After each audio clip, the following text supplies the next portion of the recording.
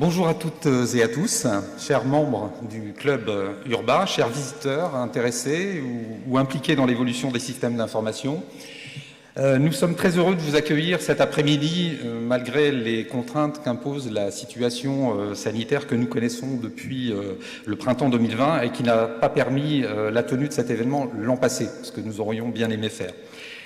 Mais c'est ainsi que nous avons adapté le format de cette rencontre pour vous accueillir cette année, simultanément, au parc nautique de l'île Monsieur, donc ici en bord de Seine, mais également à distance, donc comme le disait André, chez vous ou sur votre lieu de travail.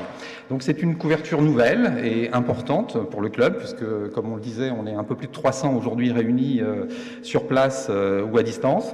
Donc, heureux de vous recevoir pour célébrer les 20 ans du Club Urba, pour partager quelques convictions sur la situation de l'architecture d'entreprise en ce début de décennie, et aussi débattre des challenges qu'elle doit relever dans un contexte de progression accrue du digital et d'accélération des transformations de nos organisations.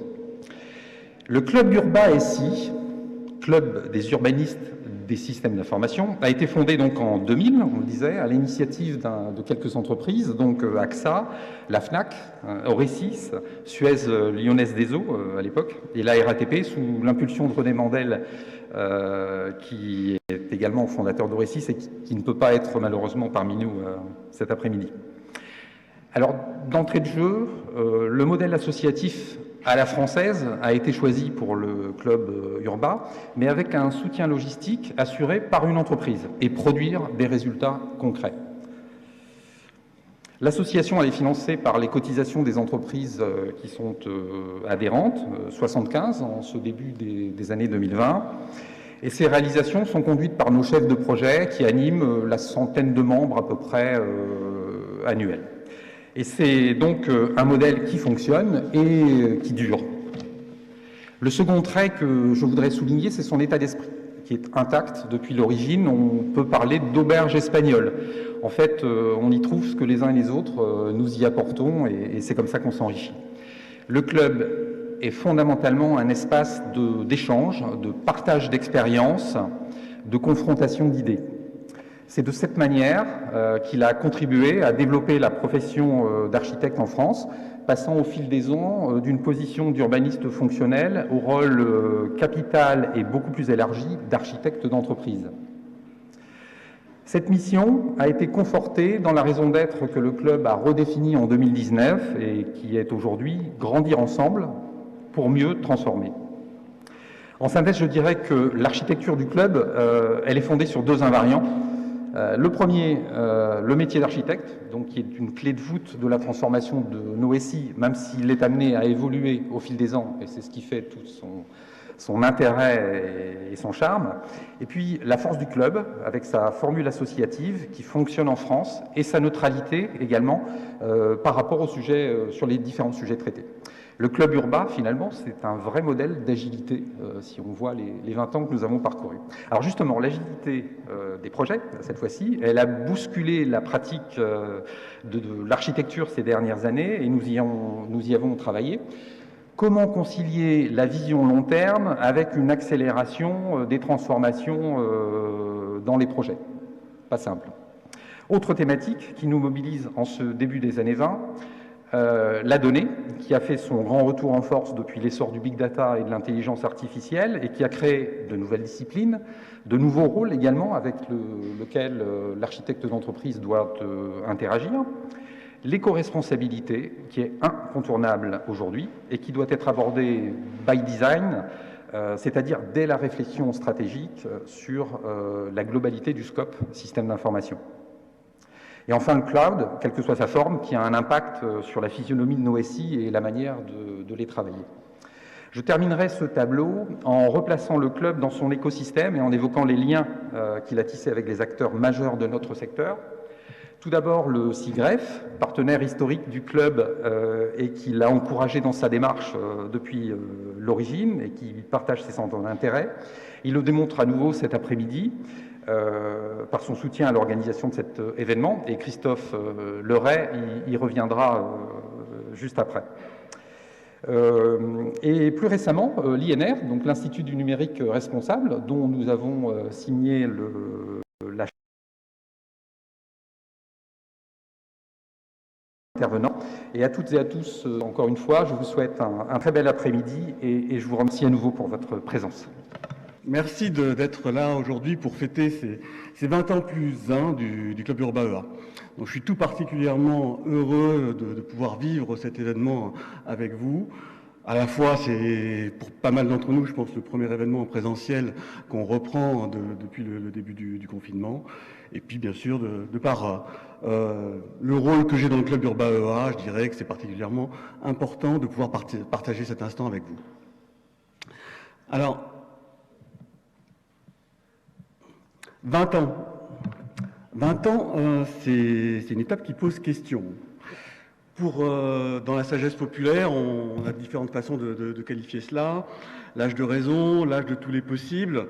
Pour le club, ça pose aussi bien évidemment des questions. Comment envisager ces 20 ans, au-delà de ces 20 ans pour le club, quelles perspectives s'ouvrent à l'aube de l'approche de la décennie des années 2020 ?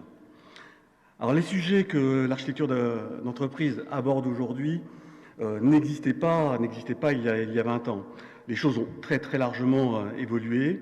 Les 4 défis, par exemple, qui sont mis à l'honneur aujourd'hui, sur lesquels nous avons un focus tout particulier, la migration d'ensemble du système d'information dans le cloud, je me tourne vers Christophe, la sobriété numérique, la pratique de l'architecture dans le cadre de l'agile à l'échelle, la collaboration avec les acteurs de la data, tout cela n'était pas nos sujets au moment de la création du Club Urbain EA.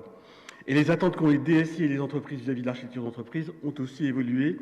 Christophe Leray nous l'a présenté. Alors ces perspectives pour le club dans les années 2020, on va les regarder quand même sous 2 angles. Il y a d'une part des fondamentaux dans le rôle et les apports du club pour les entreprises et ses membres, et puis d'autre part, il y a des dynamiques nouvelles en phase avec les nouveaux enjeux du numérique pour les entreprises et pour l'architecture. Alors revenons tout d'abord sur les fondamentaux pour le club dans les années 2020. Le club, tout d'abord, c'est une association, Bruno l'a rappelé, c'est un lieu de partage d'expériences, d'échange d'informations entre professionnels. Et dans ce cadre, en fait, les 3 missions originelles qu'on a définies à la création de l'association sont des fondamentaux qui vont perdurer pour la décennie qui est encore largement devant nous. Échanger des informations entre professionnels en charge de la transformation numérique, partager les expériences, capitaliser les savoir-faire et promouvoir les démarches d'architecture d'entreprise, bien sûr, auprès des entreprises et de l'enseignement supérieur. Et le club, au-delà d'être un lieu d'échange, c'est une communauté. Une communauté de membres, c'est un grand réseau professionnel, 150 personnes, et qui ont vocation à aider les parties prenantes de l'architecture d'entreprise dans la transformation numérique. Ces transformations s'effectuent dans des contextes divers, fortement mouvants entre nos entreprises, entre les organisations publiques qui participent au club. Il s'agit d'apporter des éclairages nouveaux, des prises de recul, Christophe aussi le disait à l'instant, et une approche pragmatique. La raison d'être du club fait totalement partie des fondamentaux pour ces prochaines années. Grandir ensemble pour mieux transformer. Des dynamiques nouvelles pour le club dans les années de 2020. Tout d'abord, l'évolution de la pratique d'architecture d'entreprise dans les contextes agiles.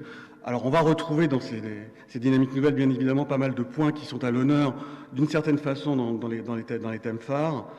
L'évolution de la pratique d'architecture d'entreprise dans les contextes agiles, il faut envisager différemment l'architecture d'entreprise dans la façon de mener nos projets ou la réalisation des produits, pour reprendre un terme de l'agile. Et l'architecture d'entreprise est tout particulièrement face à plusieurs défis sur ce sujet. Contribuer à l'agilité stratégique pour l'entreprise et ses métiers, construire un système d'information plus flexible, plus évolutif, notamment sur la partie front office de ces systèmes d'information, garantir la cohérence du système d'information et limiter les risques. La collaboration des architectes avec les acteurs des projets ou produits, ou la réalisation des produits, est complètement clé. Mais entre architecture intentionnelle et architecture émergente, comme on le voit dans ces démarches en agile, beaucoup d'entreprises se cherchent encore. C'est un axe de travail majeur pour le club sur lequel nous avons déjà investigué depuis quelques années, d'autant plus que les entreprises et les membres du club sont dans des niveaux de maturité très divers sur ces sujets. Le club, et il faut le rappeler très fortement, n'a pas vocation à être producteur de méthodologie. Le club va s'attacher ici, sur ce sujet-là particulièrement, à partager des expériences sur les différentes pratiques d'architecture en agile et à en tirer des enseignements pragmatiques qui puissent s'appliquer, être repris selon les cas dans différents contextes. Développement des soft skills. L'architecte est à la croisée d'une forte diversité d'acteurs impliqués dans la transformation numérique. Un enjeu clé pour l'architecture d'entreprise est de mettre en œuvre une pratique d'architecture fortement collaborative. Les soft skills sont ainsi, maintenant et peut-être plus maintenant qu'il y a 20 ans, une composante totalement essentielle de ce métier. L'architecte joue un rôle de go-between, de trait d'union, de facilitateur entre des acteurs dont les préoccupations et les points de référence sont différents. Les acteurs métiers impliqués dans des projets numériques de plus en plus complexes, des équipes projets qui travaillent dans une démarche agile pour réaliser les nouveaux produits, des acteurs de la data, les acteurs de la sécurité, les acteurs techniques et les acteurs de l'exploitation. Pour le club, on a déjà démarré ça, mais il s'agit de continuer et de renforcer la contribution que le club peut apporter activement au développement des soft skills de ses membres.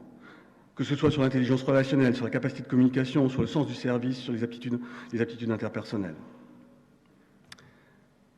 Un troisième point, un des points aussi en focus aujourd'hui, l'architecte d'entreprise et la data.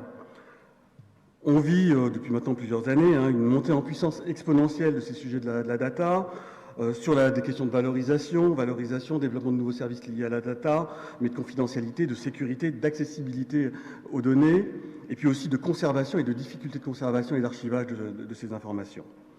Pour les architectes d'entreprise, il est essentiel de contribuer à ces sujets.